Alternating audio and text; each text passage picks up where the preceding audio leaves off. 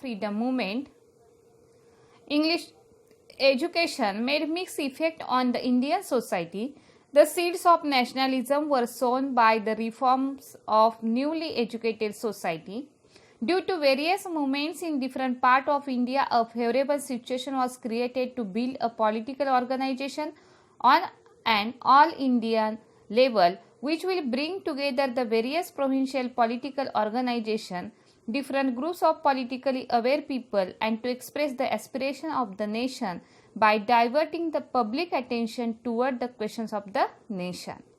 Now, centralization of administrations during the British rule. Due to the British administration, its implementation on India brought the nation under one roof in its true sense. Due to identical reforms all over country and equality before law, the feeling of nationalism developed among the people. For the convenience of administration and the swift movement of the army, the British built network of roads, railways, and increased the communication. But these facilities benefited the Indians as well. People from different parts of India came in contact of each other. There was increase in communication and the feeling of nationalism grew up. Economical exploitation. Farmers were compelled to take a cash crops, burden of land taxes, continuous famine.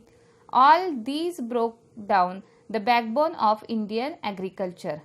Traditional industries declined, which led to rise in unemployment. The capitalists exploited the worker class. Various new taxes were imposed on the middle class. This led to growth of discontent among the people. The continuous famine and burden of land taxes, all these broke down the backbone of Indian agriculture and that effect on the traditional industries, and due to that the traditional industry declined and which led to rise in unemployment. Many workers, artisans were lost their job. The capitalists exploited the worker classes and various new taxes were imposed on the middle class, and due to that the growth of discontent among the people, and this is the one type of the economic exploitation. Now, the Western education.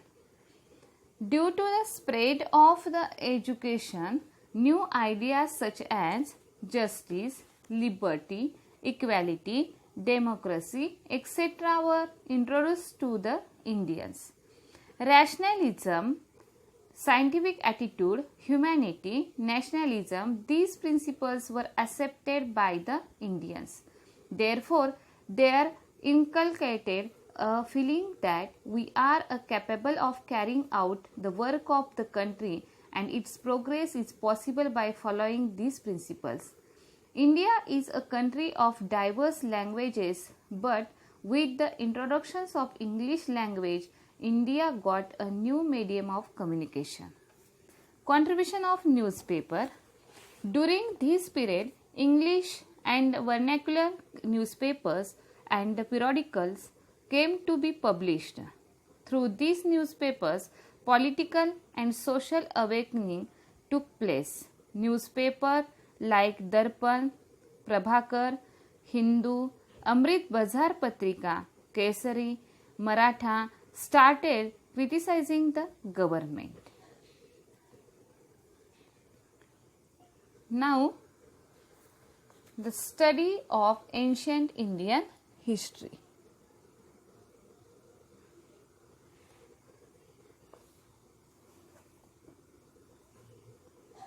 Before the study of ancient Indian history, these newspapers. Now study of ancient Indian history. The Asiatic Society was established at Bengal by the British. Many Indian and Western scholars started study of Indian culture. The manuscripts in Sanskrit Persian, and other languages were examined and research was published. Dr. Bhau Daji Lad, Dr. R.G. Bhandarkar, these Indian scholars made intensive study of ancient Indian culture. After understanding that we are blessed with glorious ancient tradition, the Indians were awakened with a sense of identity. The Bhandarkar Oriental Research Institute is working since last 100 years in Pune.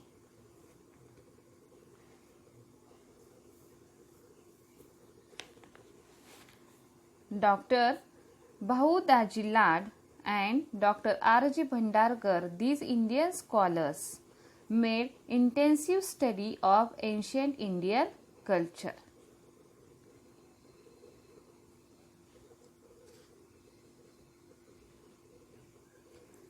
After understanding that we are blessed with glorious ancient tradition.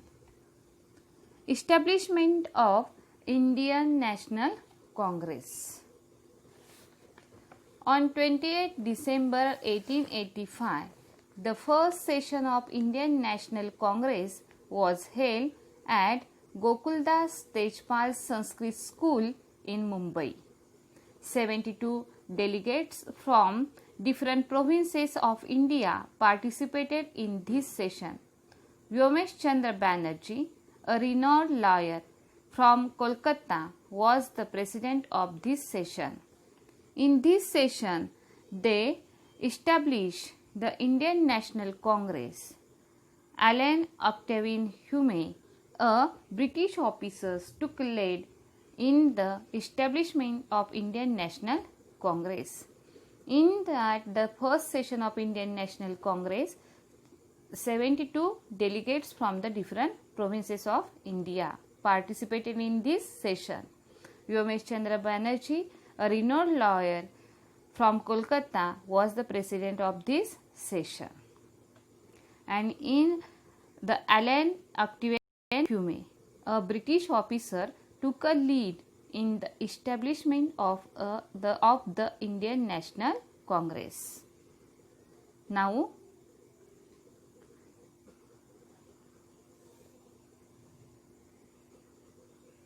moderate phase.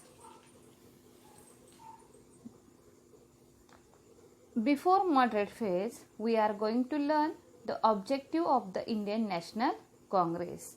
To make a people from different part of India forget the differences in religion, race, caste, language, geographical territories and bring them on the common platform to understand each other's problems and views, to increase the feeling of oneness among the people, to take efforts for the development of the country were the objective of the Indian National Congress. The moderate phase starts from 1885 to 1905. Western thinkers' philosophy of liberalism, freedom, equality, fraternity, these values had an impact on them. In the session of Indian National Congress, different resolutions were put forward by them, such as to get representation in provincial legislature, jobs for educated Indians, cutting down the increasing expenses on military, legislature and judiciary should be separated for safeguarding legal rights of Indians, etc. To cause a split in the national movement, the British implemented the policy of divide and rule. The Western thinkers' philosophy of liberalism, freedom, equality and fraternity, these values had an impact on Indians. And in the session of the Indian National Congress, the different resolutions were put forward by the Indians. That resolutions were: first one, to get representation in provincial legislature, jobs for educated Indians, cutting down the increasing expenses on military, those the money they spent on the military, cutting down in that increasing expenses. Legislature means making law, and judiciary should be separated for a safeguard the legal rights of the Indians. And that times to cause a split in the national movement, to suppress the national movement, the British implemented the policy of divide and rule. Now, the extremist phase start from 1905 to a 1920. All the Indian leaders who were politically aware kept aside their differences of caste, religion, language, province and gathered on a single platform of Indian National Congress. There were the unanimous decisions regarding the objectives of the Congress and taking forward the movement by constitutional means. But there were differences regarding the working system. And these were ideological differences. From these differences, two main political groups were found, the moderate and the extremist group. In the extremist group, some leaders Lala Lajpat Rai, Bal Gangadhar Tilak and Bipin Chandra Pal were in the extremist group. There were the ideological differences. From these differences, two main political groups were formed. Moderate, who advocated the peaceful and constitutional manners, and the extremists who believed in a civil struggle for attainment of freedom. The extremist leaders Lala Lajpat Rai, Bal Gangadhar Tilak and Bipin Chandra Pal were there. Tilak started organizing of Shiv Jayanti and Ganesh Utsav. In the early period, the extremist leaders for bringing political awakening among the Indians used the method like newspaper, national festivals and national educations. Kesari and Maratha were the newspaper through which Lokmanya Tilak made severe criticism on the suppressive policy of British. In Bengal provinces, Amrit Bazar Patrika was a mouthpiece of the extremist ideology.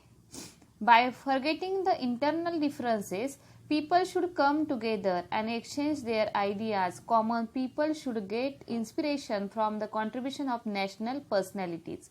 With this objective, Tilak started Shiv Jayanti and Ganesh Utsav.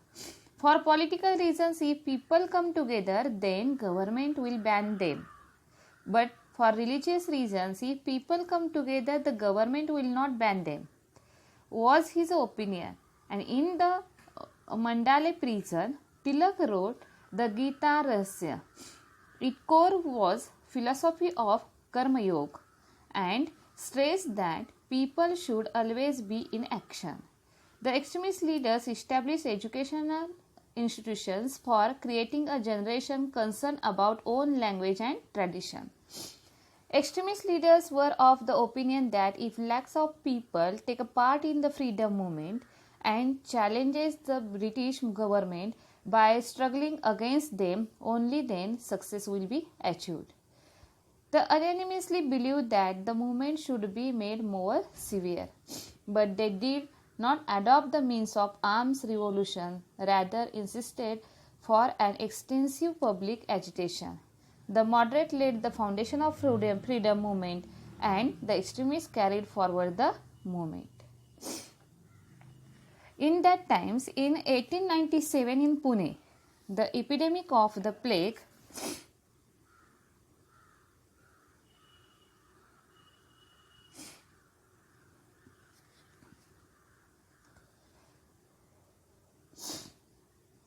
In 1897 in Pune, the epidemic of plague had spread on a large scale.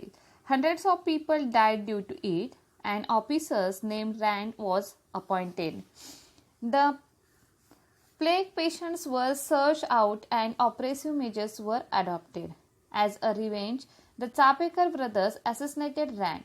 The government tried to connect relation of Lokmanya Tilak with his conspiracy. After being unsuccessful, the government imprisoned the Tilak with revenge. Now, partition of Bengal.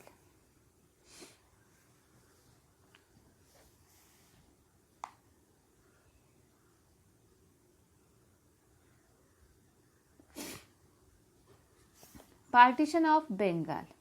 The British decided to use the policy of divide and rule to create a rift between Hindu and Muslim community. Then Viceroy Lord Curzon contributed to it. Bengal was a very large province. To carry out the work of this province was difficult from administrative point of view. By putting up this region, in 1905 he declared the partition of Bengal province. With this partition, arrangement was made such that majority Muslim will remain in East Bengal and West Bengal for the majority of Hindus. The hidden strategy of the British was, if the Hindu-Muslim were divided due to partition, then the freedom movement will be weakened. With that view, the Britishers divide the Bengal provinces.